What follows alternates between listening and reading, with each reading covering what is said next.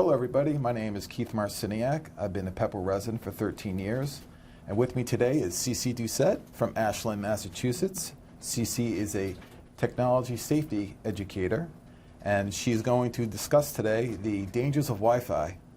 Thank you for coming up to Pepperell. Well, thank you for having me. It's an honor to be here. Thank you for being here. This is great. I guess before we start, I'd like to say how I got involved on this journey. I had a 13-year-old family member who came up to me and said, you know, I can't sleep at night. I just lay there, and I haven't, you know, he didn't say he has insomnia, but he says, you know, Uncle Keith, I can't sleep. I'm like, well, that's kind of odd for a 13-year-old child that can't sleep. I know I slept well. I didn't have to worry about mortgages and family and job, right? Right. So why is this little boy having a hard time sleeping? So I knew, like all kids now, they all carry cell phones, right? They all have the wireless games. I know in the house it was cordless phones. So I started looking online. I said, this can't be right. There's got to be something to it. What's his environmental factors, right? And sure enough, insomnia was one of the things that came up on my research. I'm like, okay, well that gave me some concern. So I researched deeper and deeper into the subject, and I have to admit, I had Wi-Fi in my house for 3 years. I sat next to a wireless router in my home office. And after researching the subject, I turned everything off. I got rid of my wireless alarm system in the house. I made it hardwired. Good for you. I had to, right? So what really got me going to this is like, okay, I feel like I was behind the 8 ball on this subject. I picked up my kids at school, and I turned on my phone, and like, oh no, the wireless access point's just popping in. I'm like, okay. Yeah. All right, I have to do something. I can't just sit there. So I started looking online deeper, and that's where I found you. Cece Doucette, Ashland, Massachusetts, and I was like, well, you're only 30 minutes away from me. I got to give you a call. I remember calling you, leaving a voicemail saying, Cece, please contact me. I'm not a psycho. Here's my work address, right? Remember? Yeah. And then you didn't call me back. I was like, I sent you more emails. Please call me.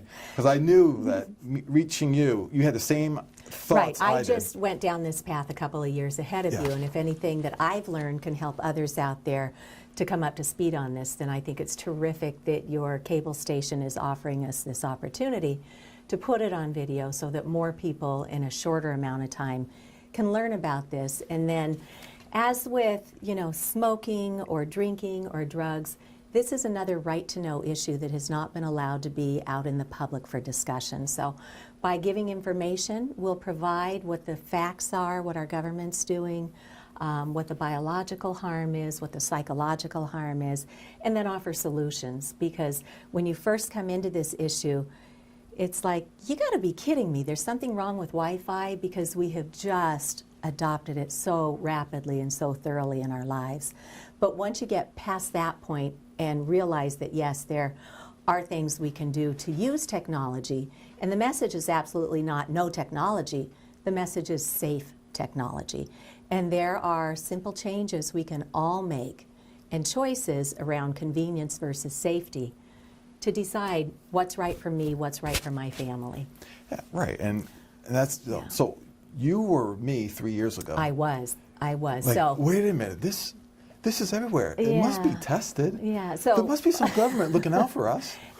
That's exactly what it was. And when I found out there wasn't, I'm like, all right. I know. So I was at book group one night, and one of the gals that I have in book group is an electrical engineer, and she had said she was reading a book called Zapped, and it was written by a doctor who I think had developed a brain tumor at the same place where the cell phone was. And so that doctor did her research and wrote this book, Zapped, and my girlfriend mentioned it to us at book group. And I just kind of filed it away because it was book group and we were discussing a different book that night. But then it crossed my path again from another written source somewhere. And I thought, you know, if there's anything to this, I want to investigate, because I used to be the president of our local education foundation in Ashland. And for 8 years, I helped to run campaigns to get technology into our schools. Some of it was wireless technology. And then there was an opening for a grant coordinator in our district, and I had written a lot of grant applications to get the technology in. So I went to work directly for the schools as our grant coordinator. And that was the point in time at which Chromebooks and iPads and other tablets and minis and Apple TVs and smart boards, all these things were starting to come into the educational space. 21st century classroom. I was so proud of our efforts with Donors Choose, which is a crowdfunding source for teachers. We hit the 100 mark. We got 100 projects funded through Donors Choose. Most of them were wireless devices. So knowing that I had brought this into our schools, I felt morally obligated to go investigate. And right around that time, I reached out to our technology director at school, and you know, he and I were friends. We'd worked together on all these campaigns, and I said, what do you know about potential harm from Wi-Fi? And he said, never heard of it, let me go check. So he comes back and says, I looked and the FCC says it's fine. And I went, oh, okay. That's what I get offered too. Everyone says, well, Oh, it's fine. it's such low power. It's fine. So I continued to do my own independent research. And once you start looking, there's a ton of information out there.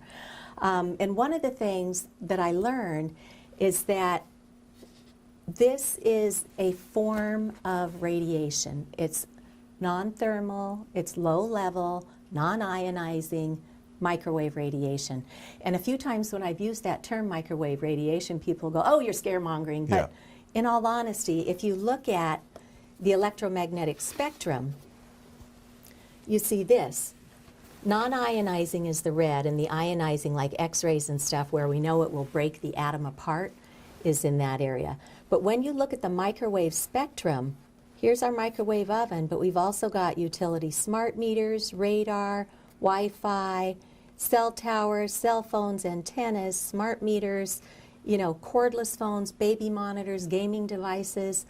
All of that is on the same spectrum of energy. So non-ionizing is it doesn't have enough energy to break that chemical bond, but right, but it does other things can to our vibrate body. the cell, can vibrate the atoms, and change the structure.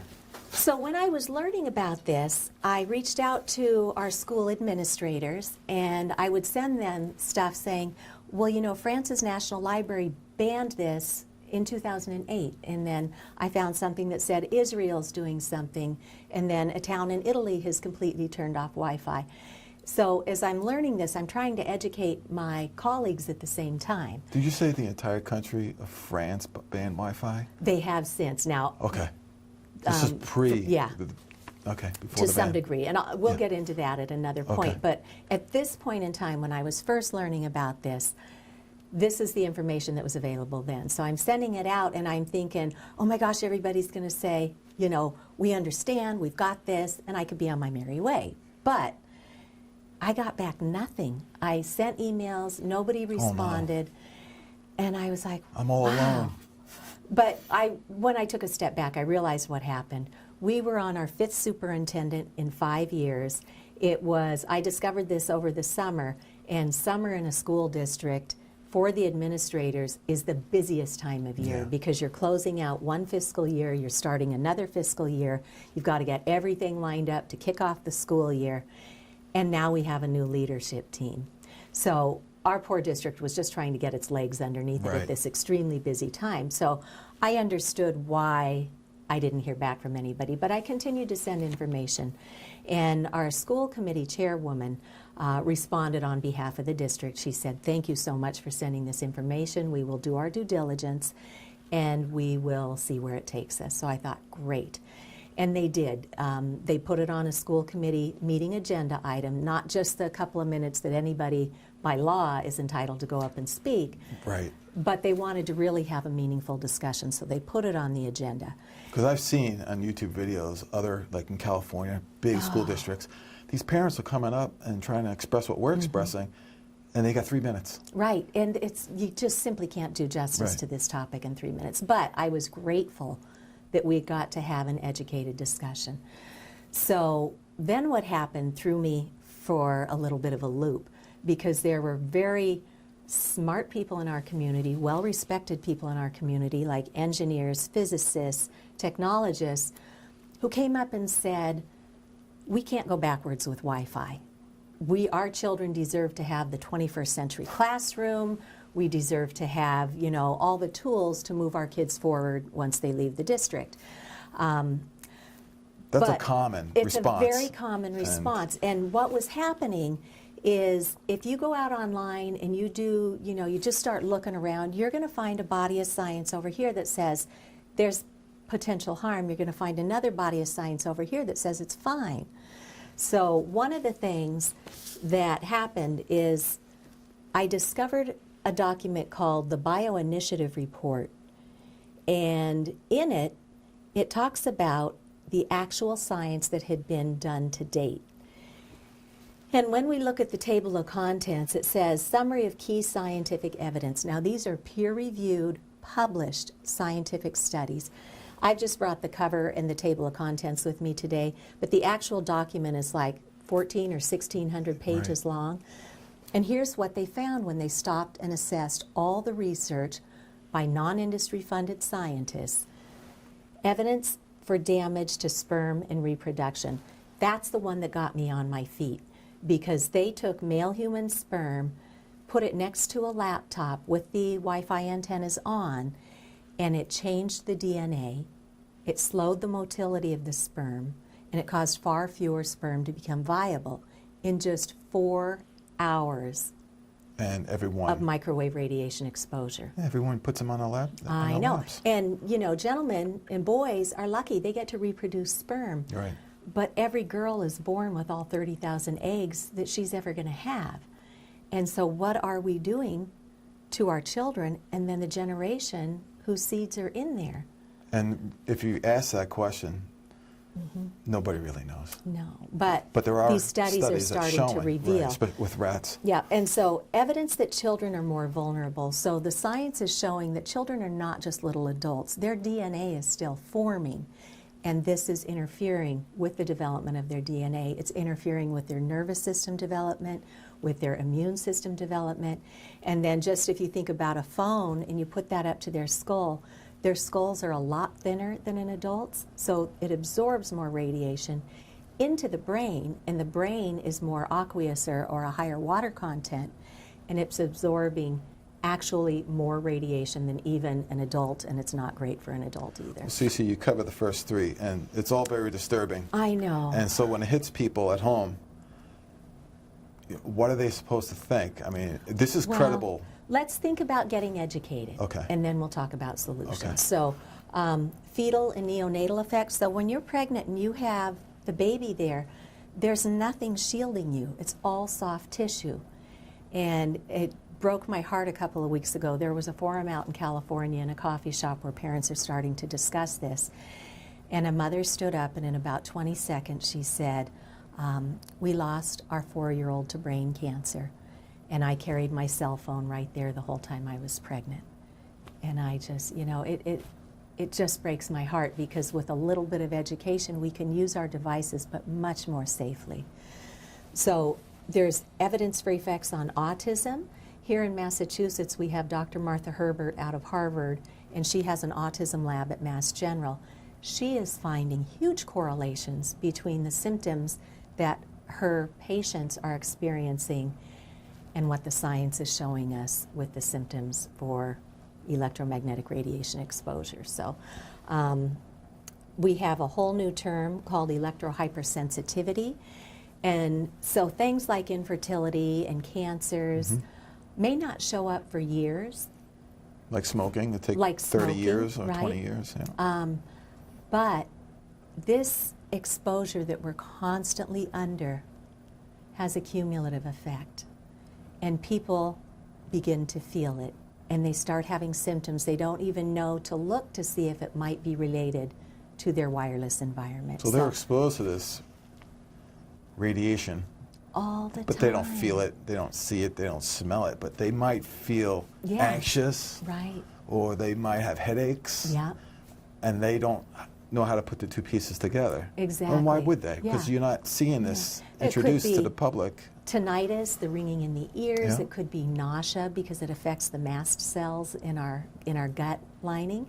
And so, like you said, the headaches, the nausea, the insomnia. Insomnia is a big one That's what that a got lot me of into people this. relate to. Yeah. So people who begin to have those experiences don't know, and our doctors haven't been trained yet. They'll run their tests and just say, don't know what's causing this. Or in worst case scenarios, they say it's all in your mind. And that one just, really gets me, because that's where we were 5 or 10 years ago with Lyme disease. Children, adults were becoming debilitated. The doctors would run all the tests they knew how to run, and when they couldn't come up with a solution, rather than digging deeper and finding out more, some doctors would just say it's all in your mind. Right. But electrohypersensitivity is recognized in other countries, and they do have some guidelines for diagnosing and treating. So we now have electrohypersensitivity, or EHS, in our society. It's compromising the blood-brain barrier, which keeps toxins from going into places they ought not to be going. Can it get any worse? Well, there's brain tumors, which, as you mentioned, that has been out in the media a little bit since the 90s. And then it's genotoxic, it's neurotoxic. We have childhood cancers, adult cancers, and DNA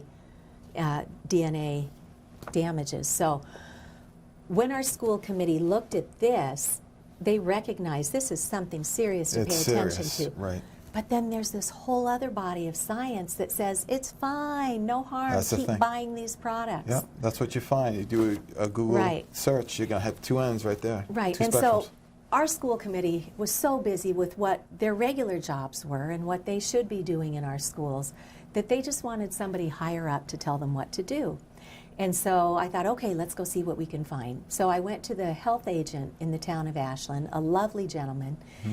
And when I opened up the conversation, I said, do you know anything about potential health issues from wireless technology? And he said, well, I don't know about Wi-Fi, but back when the cell towers were coming into our town, we were wary, but unfortunately, the Telecommunications Act from the 90s has a clause in it that was put there by industry that says, if anybody claims harm from this, you can't sue. And I was like, well, what do you mean?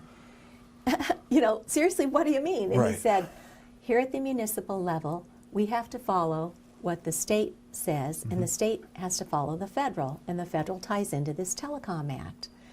And I went, oh man, so that's not good. There's no communities around here. Like if they want to put up a cell tower in Pepperell, can the community get together and say, no, we don't? There have been some communities. I know Wayland fought, and somebody pro bono lawyered up in their community and fought the telecom, and they didn't want the hassle, so they were able to keep them at bay to a certain degree. So there is a shot, but same thing in Framingham. It's frightening that they actually had that law passed. Yeah. It's like, and it is, and people simply don't know. They just know, I don't get a good signal here. We'll get a new tower. I'll get a better signal, right? Yeah. But this gentleman in Ashland was kind enough to reach out to the Massachusetts Department of Public Health to see what they knew. And they really didn't know. They reached out to a colleague in Canada, and the colleague in Canada had something given to him that said, oh, it's fine. And they sent something back that said, even though the World Health Organization has classified this as a 2B possible human carcinogen, they said it's in the same category as pickled vegetables and coffee. Nothing to worry about. Right, so by that point, I'd heard that pickled vegetables and coffee thing before, and I knew where I found that information. So I went back and pulled down what is actually on the World Health Organization website that says a Class 2B possible human carcinogen. There's enough science to know that we need to be careful with this. We don't know the whole story yet. The science is still playing out, and they don't put things into those categories lightly. Right. So when the media spin or the industry spin says coffee and pickled vegetables, when you look at that, there is a contingency of the Asian population because of a certain kind of pickled vegetable they eat, when taken in excess, has actually caused cancer. Same thing with coffee. There are certain populations, when coffee was consumed in excess, it gave them a certain type of cancer. So they do belong as a 2B, possible human carcinogen. Other 2Bs are also DDT. Yes. And lead. Yep. So chloroform. So your thalidomide. Microwave radiation is the same category as DDT and lead. Right, and yet we have public safety sheets around those to make sure we're using these known toxins in a safe manner. but we don't have anything yet today around wireless technology. It sounds to me it's just technology just going so much faster Oh, it than is. regulations. And it is, because the technology changes, but science takes years to play Yeah. out. And when you think where we went from cell phones, which were 1G, to 2G, which allowed us to have a little bit of texting, Yeah. to 3G, which allowed us to have, cell phone texting, maybe some camera and a little bit of internet, up to 4G, where we now have full-blown internet.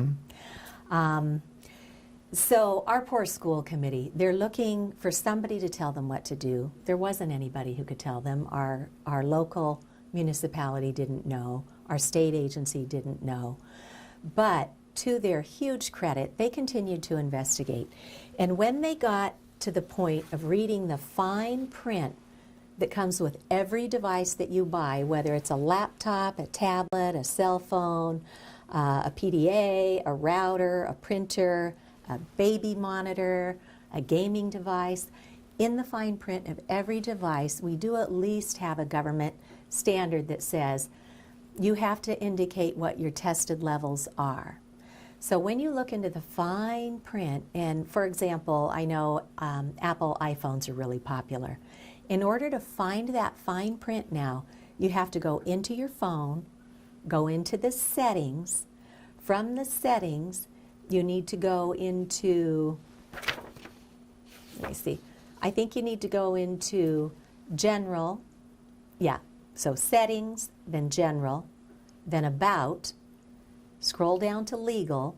Within legal, look for RF exposure. That's radio frequency exposure, and that's what Wi-Fi radiation is. So when you go in there, just for the Apple, for example, it says, keep this at least 15 millimeters between the iPhone and the body.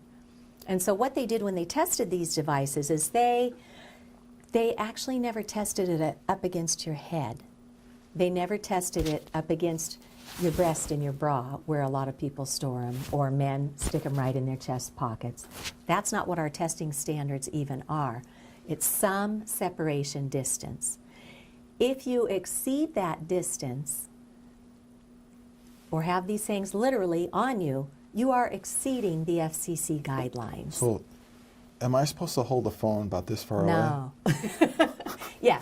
Basically, use speakerphone. Use speakerphone. Right, because you can't. Yeah. You can't. But the irony is, Keith, in order to do what you just did, Yeah. you're touching it. Oh, my hand's getting radiated. Yeah. Yeah. So you're every right. You one of can't these use it. devices. Right. Good So point. when our school committee saw this, they said, well, in the absence of a higher authority to advise us on what to do, why wouldn't we do what even the manufacturers are telling us to do? So I am very, very proud of Ashland Public Schools because they came up with what they now call best practices for mobile devices. And this is what I mentioned as the first school district in the United States. And I had no idea. I was just following this through because Okay. I helped to bring technology into our schools. So they had read enough to know that you want to limit your Wi-Fi exposure. So turn off the devices, turn off the iPads, turn off the Chromebooks, turn off the minis, turn off the smartboard, turn off the Apple TV when you're not using it. Turn the Wi-Fi on only when needed. So the routers and the access points that are mounted in the ceilings, turn them off unless we need them. Always place the mobile device on a solid surface. So like you said, we don't want to have our children or our teachers or our staff sitting there with a device resting on their body by their most sensitive reproductive organs. Viewing distance should be a minimum of 12 inches from the screen. So when we were little kids, I remember my mom saying, stand back from the TV. Although that didn't have the digital radiation pulse, it still has its own electromagnetic field that's stronger than what our own biological magnetic field is. So Mom was right, stand back and keep your distance. And then if any of the staff wanted to know more, they could go see the technology department and they would show them what the fine print is that came with the devices that they're using. Well, that's great, Cece. That's very impressive that Ashland took the first steps to implement the best practices, the first in the country, I must say. That is great. I have to say, I am so proud of our school committee because this was not an easy conversation to have. We had, other professionals coming in to say, stay with what we've got, stay the course. But when you peel it back and you start looking at the evidence of harm, Yeah. I'm so proud that they did what they did. So when we rolled out best practices for mobile devices, I was working for the schools and I was sitting in the training session that we did with our teachers. And it was on the first day back to school where the teachers get trained on physical restraint, anti-bullying, and other things that we do to keep our students safe. And they put up a couple of slides about the best practices. And when I saw the draft, it said best practices for Wi-Fi safety. But what they rolled out was best practices for mobile device.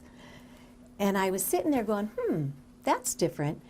And then they said what was on the sign, and then they moved on to the next topic. And I'm like, they never mentioned it's a safety issue. So I met with our superintendent the next day and said, first of all, I'm so grateful we even got this far.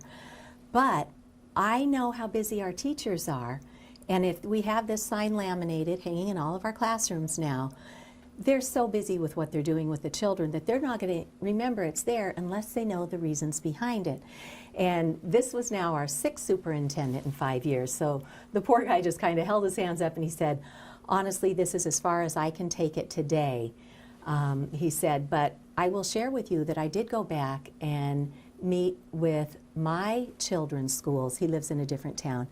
And he indicated that his children go to school in classrooms that don't have Wi-Fi on in front of the children. And I thought, okay, well, that tells me a couple of different things. One is he definitely understands there's an issue here. 2, he cares enough about his own children to go investigate.